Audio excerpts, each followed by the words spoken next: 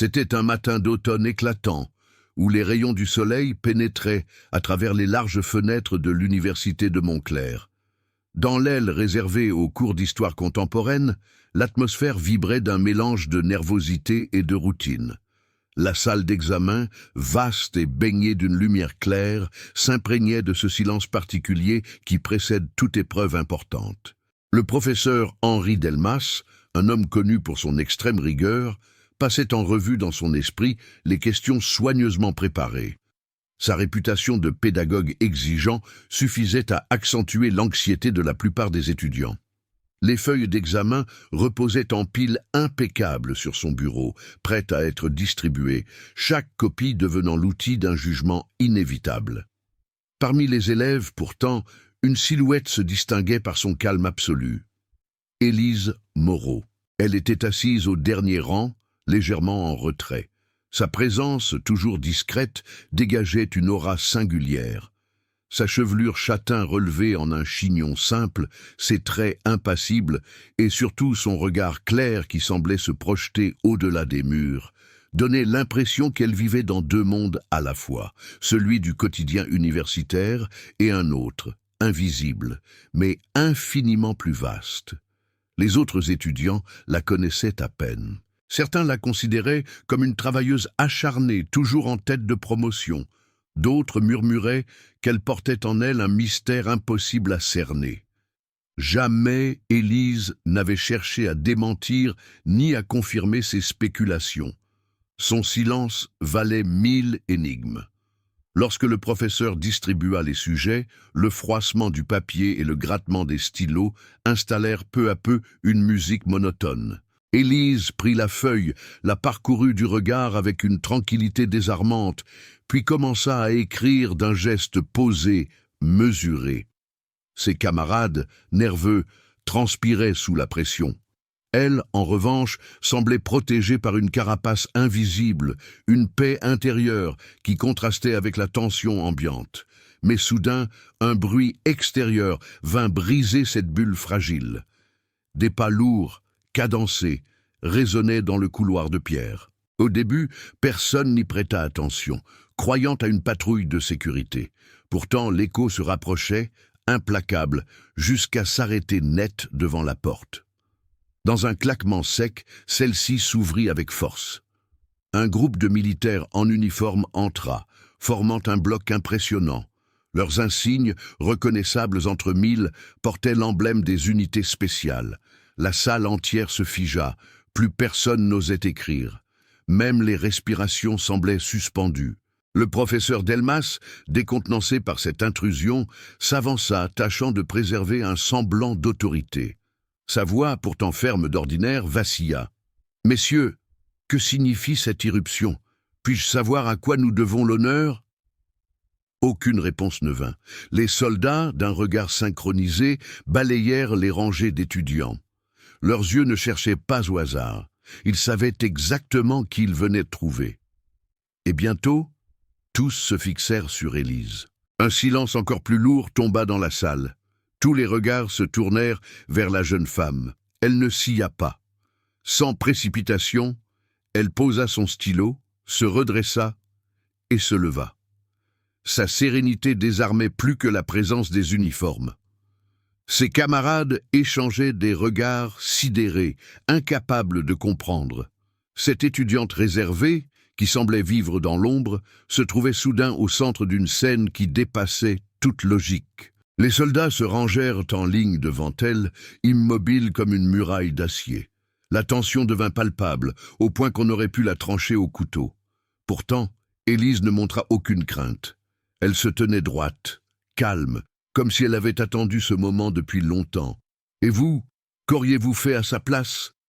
Le professeur Delmas, d'ordinaire maître incontesté de sa salle, se trouvait désormais réduit au rôle de simple spectateur. Sa bouche s'entr'ouvrit, mais aucun son ne sortit. Même ses mains posées sur le bureau trahissaient une nervosité inhabituelle. Les étudiants, eux, ne savaient plus où poser leur regard, entre la rigueur des uniformes et la silhouette d'Élise qui, imperturbable, se tenait face à eux comme une énigme incarnée. Alors, le chef de l'escouade fit un pas en avant. Grand, robuste, le visage marqué par des années de service, il portait dans son regard la dureté de ceux qui ont trop vu. Ses yeux, d'un gris métallique, s'ancrèrent dans ceux d'Élise. Le silence devint si dense qu'on aurait pu entendre le tic-tac d'une montre oubliée. Ce qui suivit fut bref, mais lourd de sens. D'une voix grave, contrôlée, il prononça quelques mots. Une instruction claire, irrévocable. Aussitôt ces hommes s'exécutèrent. 2 soldats se placèrent de part et d'autre d'Élise, non pas avec brutalité, mais avec une rigueur protocolaire. Ils l'escortèrent vers la sortie, leurs pas martelant le sol comme une marche rituelle. La porte claqua derrière eux, laissant derrière elle un vide abyssal. L'examen, les copies, les règles universitaires, tout cela paraissait désormais dérisoire. Un murmure traversa la salle, d'abord timide, puis se répercutant comme une vague. Les étudiants échangeaient des hypothèses chuchotées, espionnes, soldates infiltrées, héritières d'un secret militaire. Chacun voulait combler le vide par une explication, mais aucun mot ne suffisait. Le professeur tenta de rétablir un semblant d'ordre en levant la main. Mais même lui, qui exigeait toujours discipline et silence, ne parvenait pas à contenir ce chaos feutré. Il savait, au fond de lui, que ce qu'il venait de voir dépassait ses compétences et son autorité. Pendant ce temps, un étudiant assis près de la porte remarqua un détail qui échappa aux autres. En raison de la bousculade, un cadre s'était décroché du mur et gisait de travers, presque au sol. Prétextant le redresser, le jeune homme s'approcha discrètement. Mais son véritable objectif était autre. Il voulait jeter un œil par l'entrebâillement de la porte. Ce qu'il vit le glaça. Dans le couloir, Élise, toujours droite, tendait quelque chose au commandant. Ce n'était pas un objet ordinaire, mais un document ancien, jauni, scellé par des marques étranges. Le militaire le prit avec des mains respectueuses, presque cérémonielles, comme si ce papier contenait une vérité d'une importance capitale. Le chef inclina légèrement la tête en le recevant, signe d'un respect rare, voire d'une révérence. Le cœur battant, l'étudiant se rassit en silence. Ce qu'il venait d'apercevoir dépassait l'imagination. Il comprit qu'il ne devait rien dire. Certains moments appartiennent au secret. Certains témoins savent qu'ils ont vu ce que d'autres ne verront jamais. Peu de gens prêtent attention, pensa-t-il. Mais moi, je l'ai vu. La salle, encore engourdie par l'absence d'Élise, baignait dans une tension sourde. Le professeur Delmas, debout près de son bureau, fixait la porte close comme s'il espérait y trouver une explication gravée dans le bois. Les étudiants, eux, demeuraient figés, incapables de reprendre leur examen. Les stylos étaient posés, les feuilles blanches oubliées. Tous s'attendaient, sans savoir quoi, mais conscients que le moment n'était pas terminé. Soudain, un mouvement attira leur attention. Un des militaires, resté dans la pièce, avança d'un pas ferme. C'était un homme différent des autres, moins imposant physiquement, mais son port droit, son regard calculateur, trahissaient une intelligence froide, une autorité silencieuse. Il portait dans ses mains une petite boîte métallique, sombre, d'une simplicité inquiétante. Il s'arrêta devant le professeur et la posa dans ses mains tremblantes. Delmas sentit aussitôt son poids, lourd, disproportionné pour sa taille. Le métal glacé lui mordit la peau. Il hésita, jeta un regard incertain vers l'homme, mais celui-ci ne broncha pas. Alors, dans un geste lent, presque solennel, il souleva le couvercle. Un souffle collectif parcourut la salle. À l'intérieur, reposait un insigne, une plaque gravée d'un symbole inconnu de la plupart, mais dont l'aura ne laissait aucun doute. Ce n'était pas un simple objet. C'était une marque d'appartenance, un sceau d'autorité. Les étudiants se penchèrent, les yeux écarquillés, certains retenant involontairement leur respiration. Ce qu'ils voyaient liait Élise à quelque chose de bien plus vaste que leur monde académique.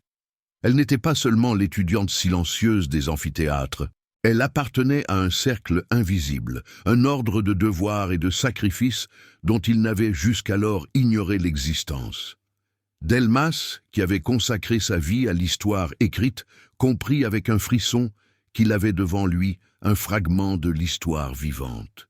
Ses mains tremblaient encore lorsqu'il referma la boîte. Ce simple geste pesait plus lourd que des centaines de pages de ses manuels. Le militaire, quant à lui, resta droit, son regard scrutant les visages des étudiants comme pour mesurer leur réaction. Ses yeux semblaient dire « Vous ne comprenez pas encore, mais ce que vous venez de voir restera gravé en vous. » Dans la salle, personne n'osa parler. Pas un murmure. Ce silence n'était plus celui d'un examen, mais celui d'un rituel. Alors que le professeur Delmas refermait lentement la boîte, croyant que l'épisode touchait à sa fin, le chef de l'escouade revint dans la salle. Sa stature imposante remplissait l'espace. Il s'approcha d'Élise, revenue entre-temps aux côtés des militaires, et s'arrêta devant elle. Un silence solennel s'installa. Puis, dans un geste mesuré, le commandant leva sa main à son front.